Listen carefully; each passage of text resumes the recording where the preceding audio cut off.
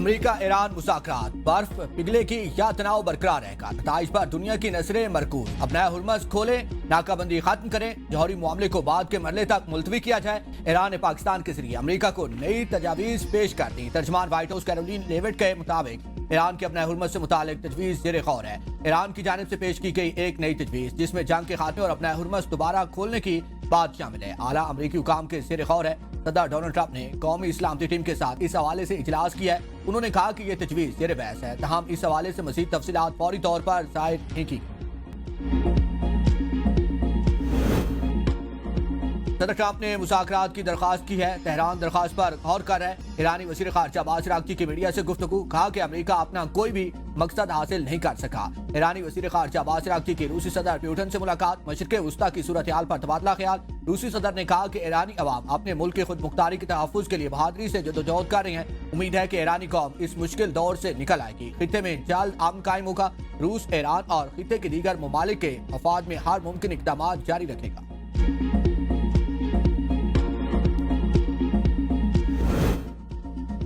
نائب وزیر اعظم اسحاق ڈار کی زیر صدارت اہم اجلاس، خطے کی تازہ صورتحال اور سفارتی پیش رفت کا تفصیلی جائزہ لیا گیا۔ اسحاق ڈار کا امن و استحکام کے فروغ کے لیے پاکستان کے تعمیری کردار کے عزم کا اعادہ، پاکستان کا مذاکرات اور سفارتکاری کے ذریعے مسائل کے حل پر زور۔ اسحاق ڈار اور برطانوی وزیر خارجہ کے درمیان اہم ٹیلی فونک رابطہ، خطے کی تازہ صورتحال پر تفصیلی تبادلہ خیال، برطانوی وزیر خارجہ کی پاکستان کی سفارتی کاوشوں کی تعریف، امن و استحکام کے لیے مکالمے اور سفارتکاری جاری رکھنے پر اتفاق۔ اسحاق ڈار کی مصری وزیر خارجہ سے بھی ٹیلی فونک گفتگو، مصری وزیر خارجہ نے مذاکرات اور سفارتی کوششوں کے فروغ میں پاکستان کے کردار کو سراہا۔ اسحاق ڈار کا کینیڈین وزیر خارجہ سے ٹیلی فونک رابطہ، خطے کی صورتحال اور امن و استحکام کے لیے جاری کوششوں پر تبادلہ خیال، دونوں ممالک کے درمیان اعلیٰ سطح روابط مزید مضبوط بنانے کی ضرورت پر اتفاق، امن و استحکام کے لیے سفارتکاری کے عمل کو جاری رکھنے پر زور۔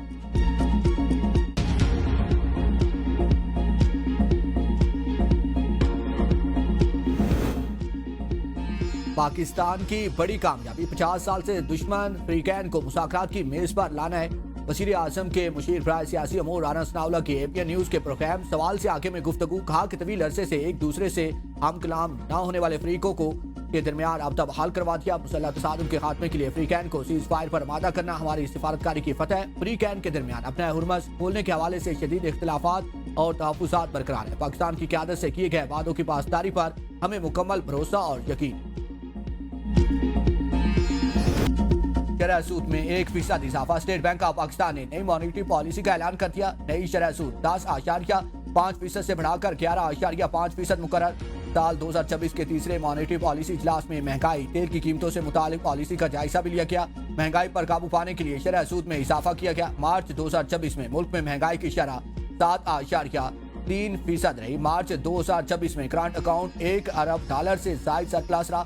9 ماہ کا کرنٹ اکاؤنٹ $174 ملین سرپلس رہا۔ نئی شرح سود کا اطلاق 28 اپریل 2026 سے ہوگا۔ فیڈریشن چیمبر نے شرح سود میں اضافہ مسترد کر دیا۔ سینئر نائب صدر ایف پی سی سی آئی کا کہنا ہے کہ شرح سود میں 1% اضافہ توقعات کے برعکس ہے۔ ہمارا مطالبہ تھا کہ شرح سود کو کم کیا جائے۔ شرح سود میں اضافے سے ایکسپورٹ کو نقصان ہوتا ہے۔ حکومت فیصلے پر نظر ثانی کرے اور اضافے کا فیصلہ واپس۔ کرکٹ دیوانوں کے لیے خوشخبری، اسٹیڈیمز پھر سے آباد ہونے کو تیار۔ P S L play of matches میں شائقین کی انٹری بحال، تماشائیوں کو شرکت کی مشروط اجازت مل گئی۔ تینوں پلے آف میچز میں شائقین کرکٹ اسٹیڈیم آ سکیں گے۔ وزیر داخلہ محسن نقوی نے کہا کہ خفائی جاری مہم کے پیش نظر شائقین کے لیے ایک شرط عائد کی گئی ہے۔ وزیر اعظم نے ہدایت کی میچز دیکھنے والے شائقین پبلک ٹرانسپورٹ استعمال کریں، ایندھن کی بچت کے لیے ساتھی گاڑیوں کے استعمال سے گریز کریں۔ وزیر اعظم شہباز شریف کی P S L play of کھیلنے والی چاروں ٹیمز کے لیے نیک خواہشات کا اظہار، امید ظاہر کیا ہے کہ شائقین کو معیاری اور سنسنی خیز کرکٹ دیکھنے کو ملے گی۔ دوسرے سے قابل وزیر اعظم نے پی ایس ایل کے فائنل کے لیے تماشائیوں کو اسٹیڈیم آنے کی اجازت دی تھی۔ پہلا کوالیفائر آج کراچی میں اسلام آباد یونائیٹڈ اور پشاور زلمی کے درمیان ہوگا۔ پی سی بی کے مطابق میچ میں تمام انکلوژرز کے ٹکٹ کی ایک ہی قیمت ہوگی۔ تمام انکلوژرز کے ٹکٹ ₹500 میں فروخت کیے۔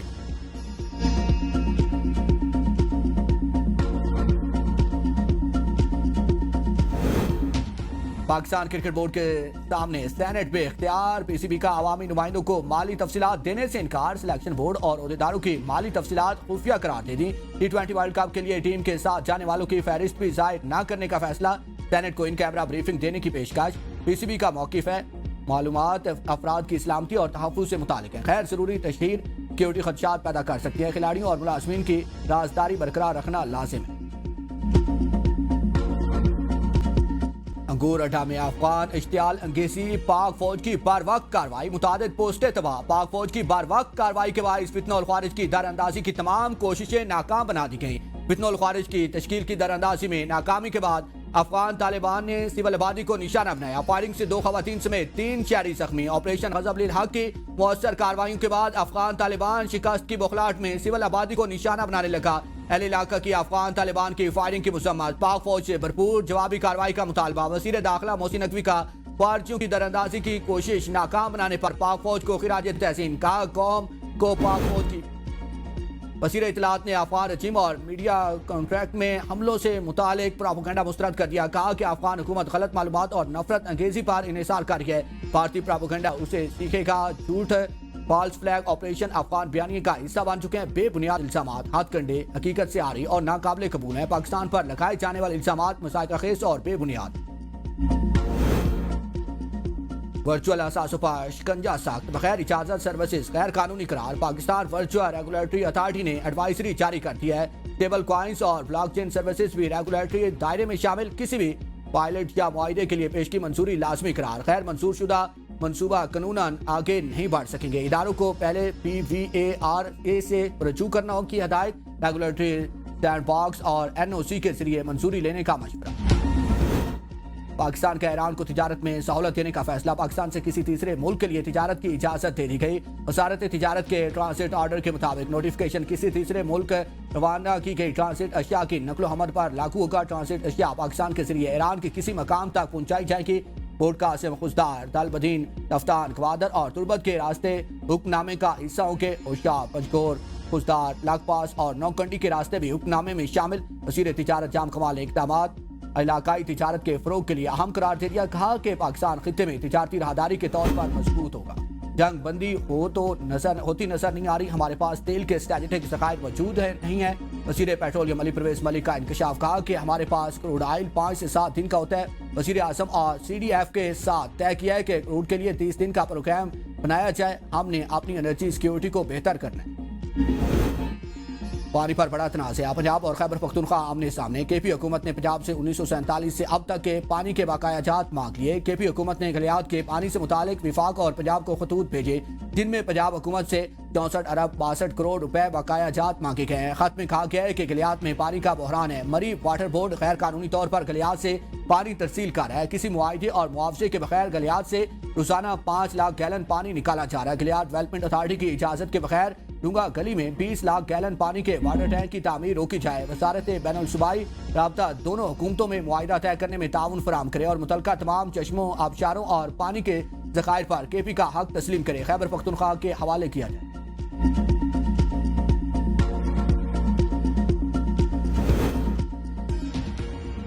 ایک 102 یونٹ کا بل 11,800 روپے. آپ صارف نہیں بکرا کہا کریں. قائمہ کمیٹی اجلاس میں کامل آغا پاور ڈویژن پر برس پڑے. قائمہ کمیٹی برائے اقتصادی امور کے اجلاس میں ایڈیشنل سیکرٹری پاور ڈویژن نے کہا کہ بکرا تو معاشرت کے ساتھ اس وقت حکومت بنی ہوئی ہے جس سے سولر آیا ہے. 200 یونٹ والا سلیب ہی بدل گیا ہے. چیئرمین کمیٹی سیف العبڑو نے کہا کہ کئی سپر ٹیکس تو کہیں جگہ ٹیکس لگایا جاتا ہے. بعض سلطان ہائی اور مصطفیٰ قریشی ٹیکس لگانا رہ کے آپ کہتے ہیں کہ بجلی سربراہ سے لوڈ شیڈنگ ختم نہیں ہو رہی.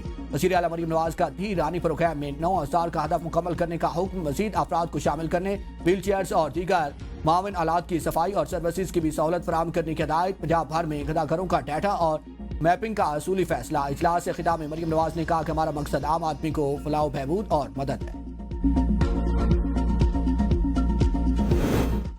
چیئرمین پیپلز پارٹی بلاول بھٹو سے پارٹی رہنماؤں کی ملاقاتیں، مختلف امور پر گفتگو. سینیٹر وقار مہندی نے ملاقات میں سندھ کی سیاسی اور تنظیمی صورتحال پر تبادلہ خیال کیا. آنے والے کنٹونمنٹ بورڈز کے انتخابات کی تیاریوں کے حوالے سے بریفنگ دی. ملاقات کے دوران سینٹ میں قانون سازی سے متعلق امور پر بھی تبادلہ خیال کیا گیا. رکن سندھ اسمبلی محمد آصف خان اور ماڑی پور ٹاؤن کے چیئرمین ہمایوں خان کی ملاقات. سالانہ ترقیاتی اسکیمز پر عمل درآمد اور عوامی مسائل اور ان کے حل سے متعلق اقدامات سے آگاہ کیا. بلاول بھٹو سے سکر کے میئر ارسلان شیخ کی بھی ملاقات. اپنی کارکردگی سے متعلق بریفنگ دی.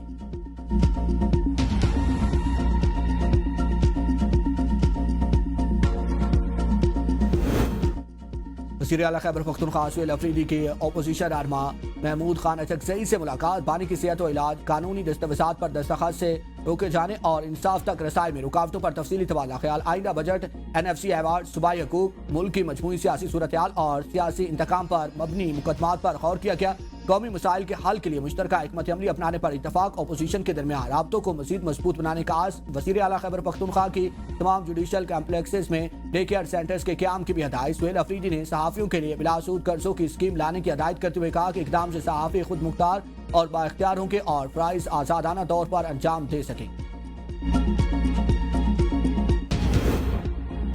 پنجاب اسمبلی سے کم عمری کی شادی پر پابندی کا بل کثرت رائے سے منظور، بل پر حکومت اور اپوزیشن میں نوک جھوک، اپوزیشن رکن قاضی اکبر کے کم عمر شادیوں کے بل پر اعتراض، حکومتی خواتین ارکان پھٹ پڑی، وزیر اطلاعات نے کم عمری میں شادیوں کو زچگی کے دوران اموات کی بڑی وجہ قرار دے دیا۔ اسما بخاری کا کم عمری کی شادی کے حامیوں کو اپنی بچیاں 9 اور 11 سال میں بیاہنے کا مشورہ، سمیع اللہ خان نے کہا کہ 10 سال کی بچی خاندان کو چلانے کی صلاحیت نہیں رکھتی، 18 سال سے کم عمر بچی کی شادی نہیں ہوگی، UAE، ملیشیا اور انڈونیشیا میں بھی یہی قانون بنے۔